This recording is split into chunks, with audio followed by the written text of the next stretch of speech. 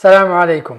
په دې لیسن کې به موږ زده کوو چې موږ به ټیکس انټرویو څنګه سبمیټ کوو. اکثر چې تاسو نوی اکاونټ کولاو کوي تاسو ته په ډیشبورډ باندې یو انفارمیشن راشي چې سبمیټ یور ټیکس انټرویو.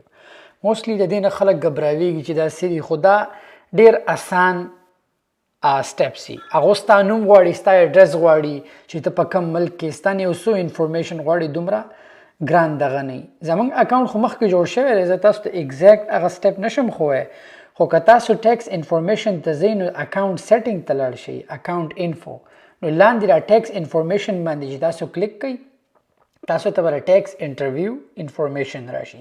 په دې ویډیو کې ځکه کوم چې کله تاسو ته دا سټیپ راشي نو چې ګبراویږئ نو او دا سټیپس فالو کړئ او د دې سره خپل ټیکس انټرویو سبمیټ کړئ. چې کله په ټیکس انفارمیشن باندې تاسو کلیک کوئ نو تاسو ته به یو پیج کولاو شي. هغه پیج اوس ډیفرنٹ دی ځکه چې زما آلریډي ټیکس انټرویو کمپلیټ شوی ده، خو زه په اپډیټ ټیکس انفارمیشن به کلیک کوم چې کوم هغه ایګزیکټ پیج کولاو شي چې کوم به تاسو ته ښیي.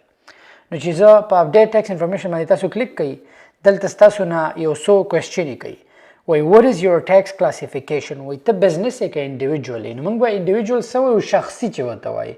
نو همیشه زه ریکمنډ کوم چې په انډیویجول باندې کلیک کوه. که ستا په امریکا کې نان ریزیډنټ ایل ایل سی نو ته ایز ا بزنس هم کولی شي، بیا ستا نه هغه ای آی ان غواړي ته یې کولی شي. خو که ستا بزنس نه وي او ته په خپل پاسپورټ باندې کې نو همیشه انډیویجول سلیکټ کوه چې تا ته وروسته مسلې نه راځي او ته همیشه دا بدلولی شي.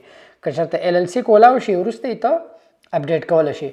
نو زه به کلیک کوم چې انډیویجول باندې. چې په انډیویجول کلیک کوم بیا به زما نه تپوس کوي چې آیا ته د امریکې سټیزن یا ګرین کارډ درسره شته یا نه.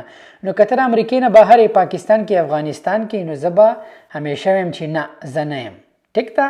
چې زه کله په دې کلیک کوم بیا به په دې فل نیم کې به تاسو خپل نیم نوم واچوئ، په دې کې بیا کمپنی نه استعماله. نو زه به تېره ایل ایل سی لر کوم، بیا به وایي چې کنټري سټیزنشپ. نو زه که پاکستان افغانستان هغه ستا مرضي ده، نو زه به سلیکټ کوم چې زه پاکستان یم. لاندې به راشم پرمننټ ایډرس کې به هم پاکستان واچوم. صحیح ده. په دې کې به بیا زه خپل د کور پته هر څه واچوم. نو په دې فی الحال خو زموږ په کلیو کې ایډرسونه نشته، خو زه به هسې یو ایډرس واچوم چې زه تاسو ته دا پوره انفارمیشن باندې سلیکټ کړم. نو زه به واچوم اسلام آباد، لاندې ټول هسې آی ایس بي اچوم چې تاسو ته سټیټ په ایس بي او که زپ کوډ تاسو نه 000 یا د ګوګل نه راغستی شي. او زه به په کنټینیو باندې کلیک چې کنټینیو کلیک کوم لاندې به راشم دا پیج چې دی سرټیفای به یې کوم، اول په دې به ټیک کوم، بیا به په سیګنیچر خپل نوم ټایپ کوم ان سبمیټ به یې کوم. بس دا ستاسو شوه ټیکس انټرویو. زو بل لیسن ته دومره ځان مه ګبرابوئ چې ټیکس انټرویو څه شی دی. همدا و 2-3 منټه کې کېږي. مننه.